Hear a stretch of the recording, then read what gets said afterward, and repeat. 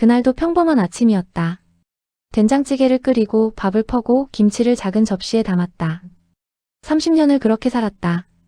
여보, 밥 먹어요. 거실에서 신문을 보던 남편이 대답이 없었다. 다가가 보니 남편은 소파에 비스듬히 기댄 채 얼굴이 새하얗게 질려 있었다. 왜 그래요? 남편이 손을 잡았다. 차가웠다. 병원. 가야 할 것 같아. 그 말을 끝으로 남편은 의식을 잃었다. 응급실 의사의 말은 충격적이었다. 만성 신부전입니다. 콩팥이 망가졌어요. 이식이 필요합니다. 얼마나 기다려야 하나요? 뇌사자 기증은 5년에서 7년입니다. 가족 중에 기증자가 있으면 가장 좋습니다. 그날 밤 침대에 누워 생각했다. 내가 줄 수 있지 않을까? 혈액형은 같다. 30년을 함께 산 사람. 망설일 이유가 없었다. 다음 날 아침 병원으로 가서 의사를 찾아갔다. 제가 검사받고 싶어요. 남편한테 콩팥을 주고 싶습니다. 그렇게 나는 결심했다. 돌이킬 수 없는 길로. 검사 결과가 나오기까지 일주일이 걸렸다. 남편은 격일로 투석을 받았다. 밥을 해가고 손을 잡아주었다. 미안해. 남편이 자주 그 말을 했다. 드디어 의사가 말했다. 조직 적합성 검사 통과했습니다.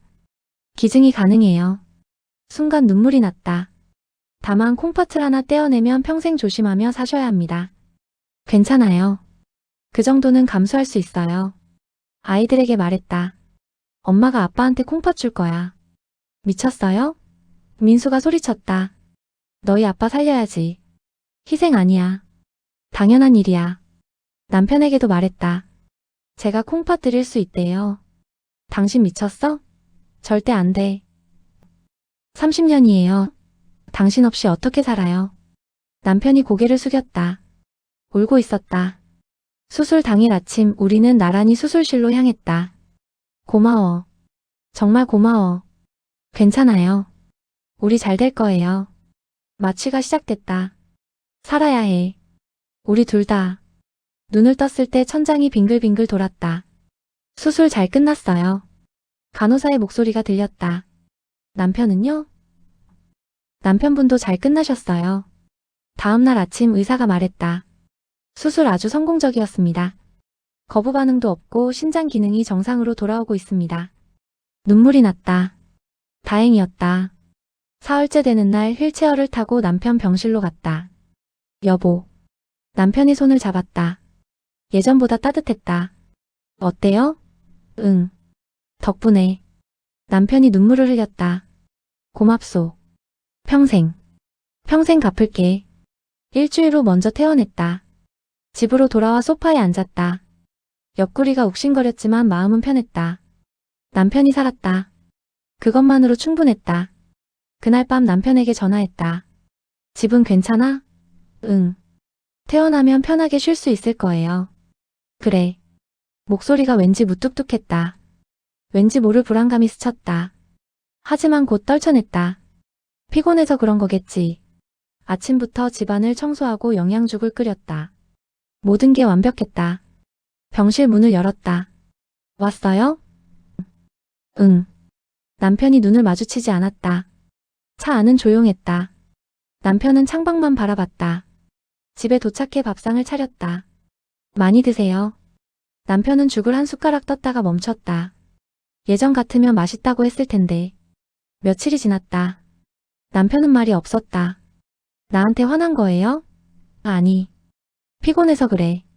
일주일 내내 피곤해요? 그냥. 좀 혼자 있고 싶어. 무슨 생각? 앞으로 어떻게 살아야 할지. 가슴이 철렁했다. 다음날 아침 남편이 핸드폰을 보며 무언가를 타이핑하고 있었다. 누구랑 문자를 하나? 궁금했지만 묻지 못했다. 불안감은 점점 커져갔다. 2주가 흘렀다. 검진 날이었다. 같이 가요. 혼자 갈게. 너무 따라다니지 마. 숨이 막혀. 그 말에 멈칫했다. 남편이 저녁에 돌아왔다. 밥 먹었어요? 배불러 밖에서 먹었어. 누구랑 먹었어요? 들어가. 왜 자꾸 캐물어? 남편은 안방으로 들어가 문을 닫았다. 며칠 후 남편의 핸드폰이 울렸다. 화면에 서연이라는 이름이 떴다. 문자가 왔다. 오빠 왜 안 받아요? 보고 싶은데. 심장이 멎는 것 같았다. 다음날 물었다. 서연이라는 사람 누구예요? 누구예요? 회사 후배. 나이는요? 32.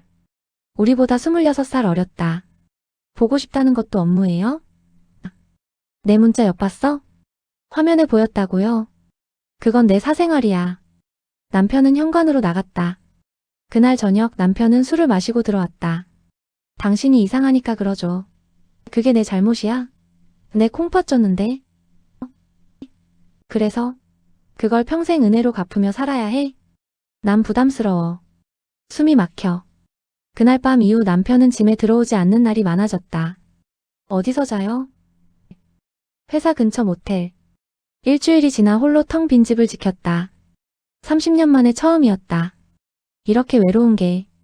다음날 저녁 남편이 일주일 만에 들어왔다. 안방으로 가서 짐을 싸기 시작했다. 뭐 하는 거예요? 짐 싸. 왜요? 당분간 밖에서 살려고. 남편이 돌아봤다. 이혼하자. 귀를 의심했다. 뭐라고요? 이혼하자고. 왜요? 더 이상 못 살겠어. 30년이면 충분해. 나도 내 인생 살고 싶어. 혹시 그 서연이라는 여자 때문이에요? 남편이 침묵했다. 언제부터였어요? 1년 전부터. 수술할 때도? 그때도. 세상이 무너졌다. 남편은 짐을 들었다. 제발. 다시 생각해요. 이미 결심했어. 미안해. 행복하게 살아. 남편은 돌아보지 않았다. 나는 복도에 주저앉아 목이 터져라 울었다. 사흘 후 남편에게서 문자가 왔다. 변호사 통해서 서류 보낼게. 차갑고 사무적인 문장이었다. 민수가 연락처를 알아냈다. 김서연. 아빠 회사 마케팅팀 대리래요. 나는 그 여자에게 문자를 보냈다. 한번 만나서 이야기하고 싶습니다. 알겠습니다. 다음날 카페에서 만났다. 젊은 여자가 들어왔다. 긴 머리, 날씬한 몸매. 32. 나보다 26살 어렸다. 왜 그랬어요? 왜 남의 남편을 빼앗았어요? 죄송합니다. 언제부터였어요? 1년 전부터요. 제가 먼저 좋아했습니다. 알면서도? 사랑했으니까요. 제 남편이 얼마나 아팠는지 알아요? 제가 콩팥을 줬어요. 근데 건강해지자마자 당신한테 간 거예요. 죄송합니다. 헤어져요. 제 남편이랑. 그건 못합니다. 포기할 수 없어요. 오빠는 저를 있는 그대로 봐줬어요. 오빠는 새 삶을 원했어요. 당신이 아닌 저와의 삶을요? 더 이상 참을 수 없어 자리를 박차고 나왔다. 길을 걷다 멈춰 서서 전봇대를 붙잡고 울었다. 집으로 돌아와 소파에 쓰러졌다. 그 여자의 말이 계속 맴돌았다. 오빠는 저를 있는 그대로 봐줬어요. 며칠이 지났다. 밥을 먹지 않았다. 잠도 자지 못했다. 거울을 봤다. 헬쑥한 얼굴.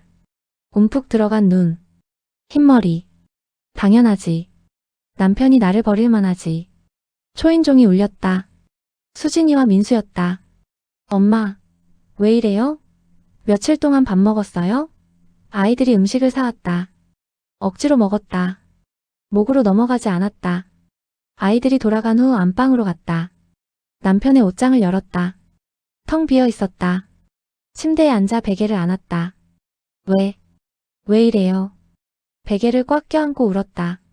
핸드폰을 켰다. 남편과의 대화창을 열었다. 수술 전 주고받은 메시지들. 당신 없이 어떻게 살아? 미안해. 고마워. 사랑해. 그때는 진심이었을까? 분노가 치밀었다. 핸드폰을 던졌다. 화면이 깨졌다. 다 거짓말이었어. 30년이 다 거짓말. 바닥에 주저앉아 목이 쉬도록 울었다. 일주일 후 변호사 사무실로 출석하라는 통지서가 왔다. 이혼 조정 신청서였다. 수진이에게 전화했다. 아빠가 이혼 조정 신청했어. 근데 엄마, 오빠가 아빠 편을 들고 있어요. 무슨 소리야?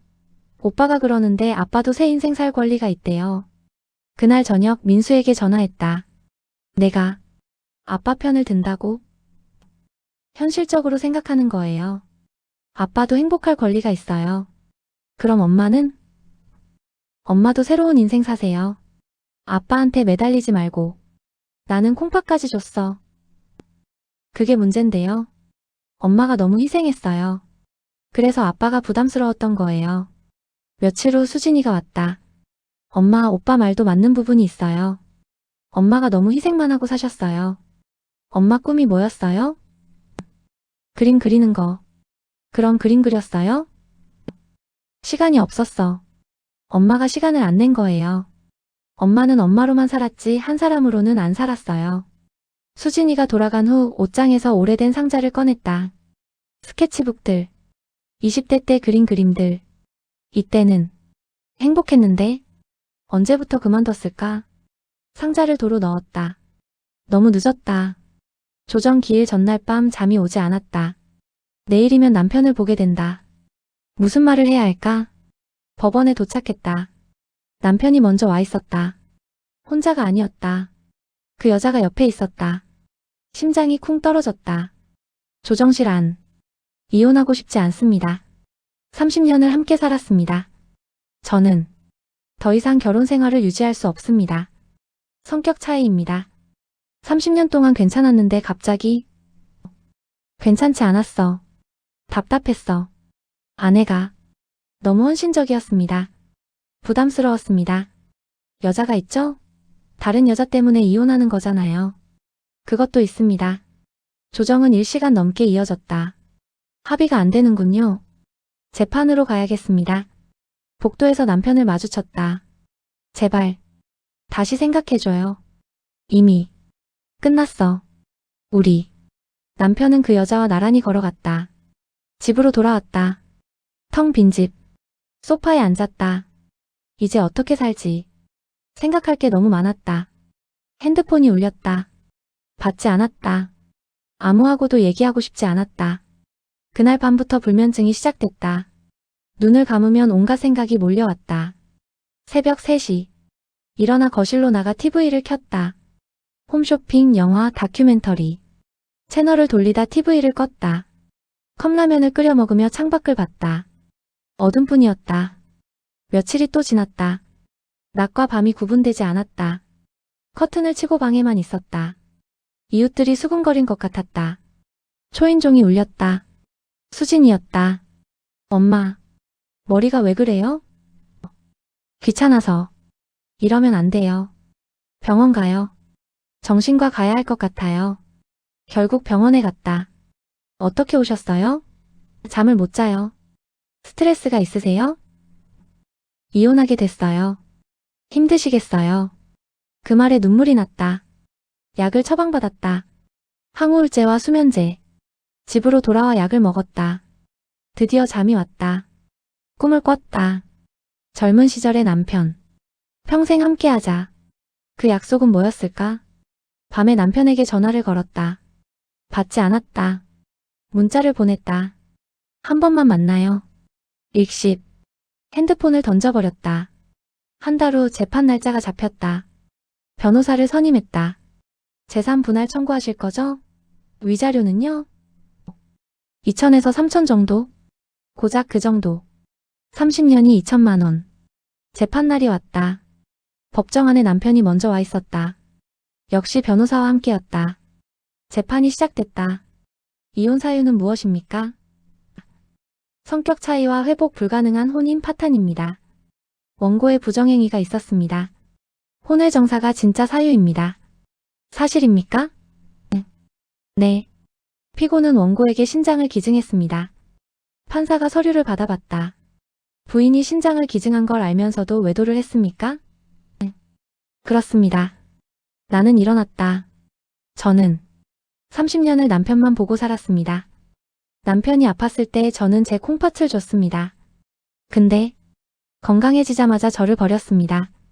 더 이상 말을 잇지 못했다. 부인의 희생이 너무 무거웠습니다. 콩팥을 받고 나서 평생 빚진 것 같았습니다. 재판이 끝났다. 2주 후에 판결이 나올 것입니다. 복도에서 남편과 마주쳤다. 서로 말이 없었다. 남편이 먼저 돌아서 걸어갔다. 집으로 돌아왔다. 이제 정말 끝이구나. 2주 후면 이혼이 확정된다.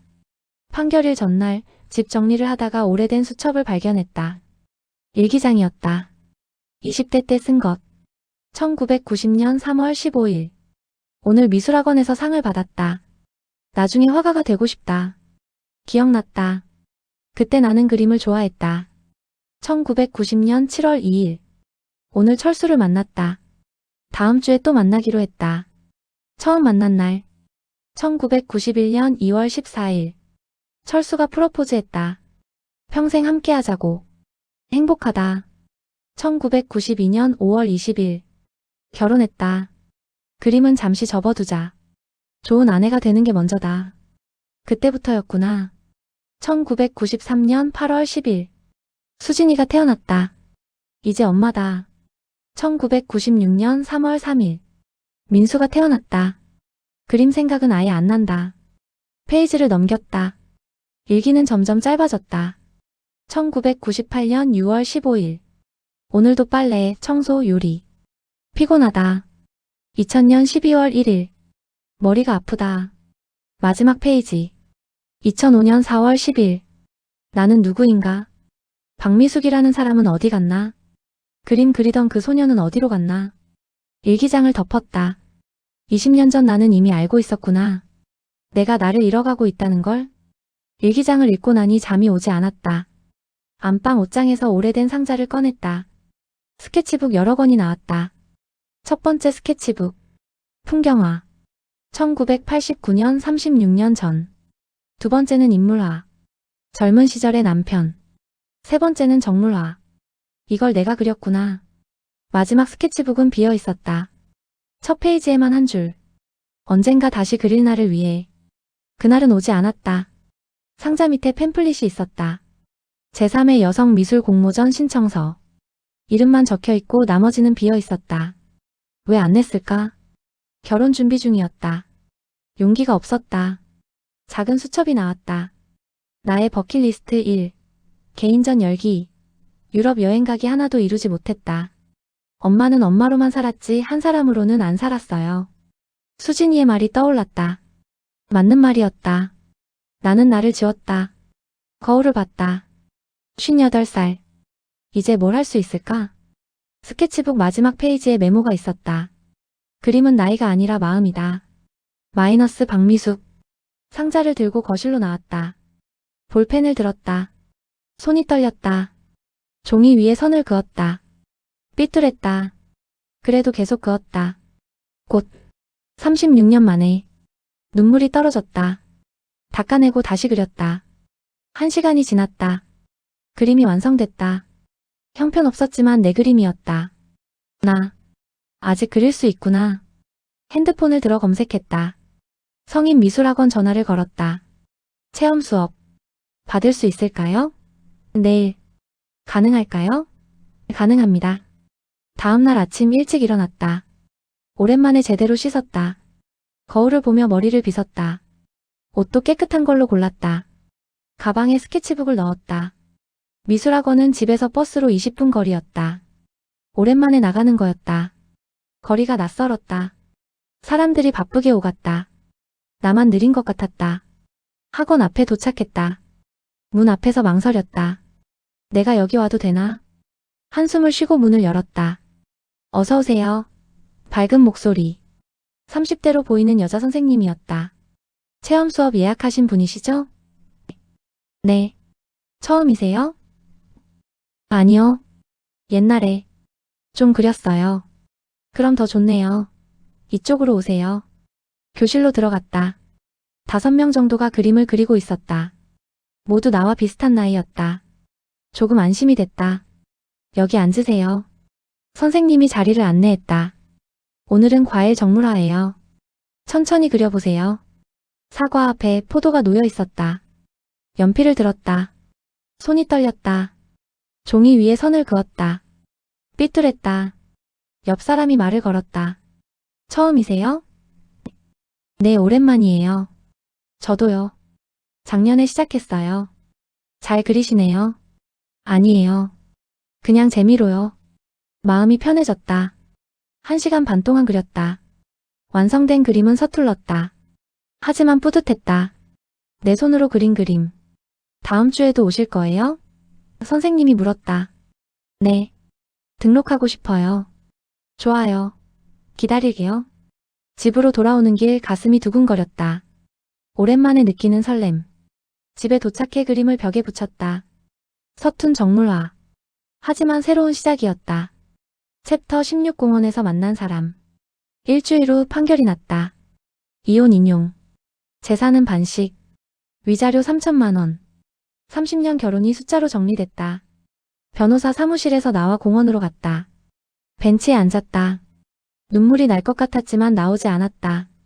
그저 허전했다. 괜찮으세요? 옆에서 누군가 물었다. 70대로 보이는 할머니였다. 네. 괜찮아요. 괜찮아 보이지 않는데요. 할머니가 웃으며 앉았다. 무슨 일 있으세요? 이혼했어요. 아이고. 할머니가 고개를 끄덕였다. 저도 20년 전에 이혼했어요. 할머니도요? 네. 남편이 바람피워서. 할머니의 말에 놀랐다. 지금은 어떠세요? 잘 살아요. 혼자가 편해요. 처음엔요? 힘들었죠. 죽고 싶었어요. 할머니가 하늘을 봤다. 근데 살다 보니까 괜찮더라고요. 오히려 자유로웠어요. 전 뭘 해야 할지 모르겠어요. 뭐 좋아하는 거 없어요? 그림. 그럼 그려요. 이 나이에요? 나이가 뭐예요? 전 75살에 수영 배웠어요. 할머니가 웃었다. 혼자 사는 게 무섭지 않으세요? 처음엔 무서웠죠. 근데 익숙해져요. 오히려 재밌어요. 재밌어요? 네. 내 시간이 생기니까. 하고 싶은 거 다 해요. 할머니와 1시간 넘게 얘기했다. 집에 가려고 일어섰다. 힘내세요. 앞으로 좋은 일 있을 거예요. 감사합니다. 여기 자주 와요. 또 봐요. 집으로 돌아오는 길 마음이 조금 가벼웠다. 혼자 사는 게 재밌을 수도 있구나. 처음 든 생각이었다. 미술학원을 다닌 지 1달이 됐다. 매주 화요일, 목요일. 빠짐없이 갔다. 그림을 그리는 시간만큼은 모든 걸 잊을 수 있었다. 많이 늘으셨어요. 선생님이 말했다. 정말요?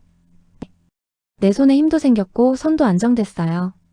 기분이 좋았다. 어느 날 선생님이 제안했다. 다음 달에 작은 전시회 해요. 같이 할래요? 전시회요? 내 학원 학생들 작품 모아서. 카페에서 하는 거예요. 저도요? 당연하죠. 그림 3점만 준비하세요. 집에 와서 고민했다. 무엇을 그릴까? 스케치북을 펼쳤다. 하나, 우리 집 거실. 텅 빈 소파. 2, 수술 자국. 옆구리에 흉터. 3, 새로운 시작. 활짝 핀 꽃. 일주일 동안 매일 그렸다. 정성스럽게. 완성된 그림을 보며 울었다. 내 이야기였다. 아픔도 슬픔도 희망도 담겨 있었다. 전시의 날이 왔다. 카페 벽에 그림들이 걸렸다. 내 그림도 있었다. 서툴렀지만 당당했다. 사람들이 왔다. 수진이도 왔다. 엄마 정말 잘 그렸어요. 고마워. 이 그림. 수술 자국이에요? 응. 수진이가 내 손을 잡았다. 엄마 대단해요. 정말. 낯선 사람이 다가왔다. 이 그림 좋네요. 사고 싶은데 가능할까요? 네. 이 꽃그림이요. 정말요? 얼마예요? 선생님이 끼어들었다. 10만 원이에요. 그 사람이 고개를 끄덕였다. 사겠습니다. 내 그림이 팔렸다. 평생 처음이었다. 돈보다 인정받은 것 같아 기뻤다. 전시회 이후 학원 사람들과 가까워졌다. 우리 밥 먹으러 갈까요? 같은 반 언니가 제안했다. 좋아요. 5명이 함께 식당에 갔다. 저는 3년 전에 남편 여의었어요. 한 언니가 말했다. 그래서 그림 시작했어요. 너무 외로워서. 저도 비슷해요. 다른 언니가 말했다. 자식들 다 출가하고 혼자 있으니까 우울해서요. 저는 이혼했어요. 내가 말했다. 30년 살다가 힘드셨겠어요. 많이요. 근데 그림 그리면서 좀 나아졌어요. 다들 사연이 있었다. 하지만 그림으로 이겨내고 있었다. 나만 힘든 게 아니구나. 위로가 됐다. 우리 단톡방 만들어요. 누군가 제안했다. 좋아요. 단톡방이 생겼다. 화요일에 모이는 사람들. 매주 만나 밥도 먹고 차도 마시고 전시회도 다녔다. 친구가 생겼다. 58년 만에 내 친구가. 공원에서 만난 할머니도 다시 만났다. 요즘 어때요? 좋아요. 그림도 그리고 친구도 생겼어요. 잘 됐네요. 말했잖아요. 혼자도 괜찮다고. 할머니 말이 맞았어요. 어느 날 수진이가 전화했다. 엄마 아빠가 결혼한대요. 그래? 서연이랑. 다음 달에. 가슴이 찌릿했지만 예상했던 일이었다. 그래. 잘 살겠지. 엄마 괜찮으세요? 응, 괜찮아. 전화를 끊고 창밖을 봤다. 아팠지만 무너지지 않았다. 이제 정말 끝이구나. 하지만 내 인생은 끝이 아니었다. 새로운 시작이었다. 미술학원을 다닌 지 6개월이 됐다. 선생님, 저 여행 가고 싶어요. 좋죠. 어디로? 제주도요. 그림 그리러. 혼자요? 네. 멋있어요. 표를 끊었다. 3박 4일. 평생 남편이랑만 여행 갔었다. 혼자는 처음이었다. 제주도에 도착했다. 바다가 보였다. 숙소에 짐을 풀고 해변으로 나갔다. 파도 소리가 들렸다. 벤치에 앉아 스케치북을 펼쳤다. 바다를 그렸다. 그림 그리세요? 옆에서 누군가 물었다. 60대 남자였다. 네. 잘 그리시네요. 감사합니다. 저도 그림 좋아해요. 취미로요. 그래요? 남자와 얘기를 나눴다. 이름은 강민호. 5년 전에 아내를 잃었다고 했다. 혼자 여행 다니세요? 네, 외로워서요. 저도 비슷해요. 이혼했거든요. 민호 씨와 함께 식사를 했다. 편했다. 부담 없는 대화. 내일 어디 가세요? 성산일 출봉이요. 저도 거기 가려고요. 같이 갈까요? 좋아요. 다음 날 함께 성산일 출봉에 올랐다. 정상에서 바다를 봤다. 아름다웠다. 제 번호 드려도 될까요? 민호 씨가 물었다. 네. 번호를 교환했다. 서울로 돌아온 후 가끔 연락했다. 전화도 하고 만나서 차도 마셨다. 사랑은 아니었다. 하지만 좋은 친구였다. 의지가 됐다. 1년이 지났다. 59살이 됐다. 콩팥 하나로 살지만 건강했다.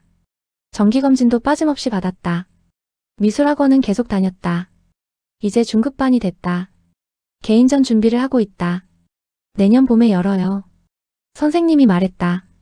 정말요? 네, 준비하세요. 가슴이 두근거렸다. 버킷리스트 첫 번째. 개인전. 아이들과의 관계도 좋아졌다. 민수가 먼저 연락했다. 엄마, 그때 미안했어요. 괜찮아. 엄마 멋있어요. 그림도 그리고. 고마워. 남편은 재혼했다. 가끔 소식이 들렸다. 행복하다고. 잘 됐네. 진심이었다. 미움도 사라졌다. 어느 날 옆구리 흉터를 만졌다. 수술 자국. 예전엔 후회했다. 지금은 아니다. 이 흉터가 나를 여기까지 데려왔다. 무너졌지만 다시 일어섰다. 나를 찾았다. 공원에서 할머니를 만났다. 잘 지내시죠? 네. 개인전 준비 중이에요. 정말요? 축하해요. 할머니 덕분이에요. 무슨 소리? 본인이 해낸 거죠.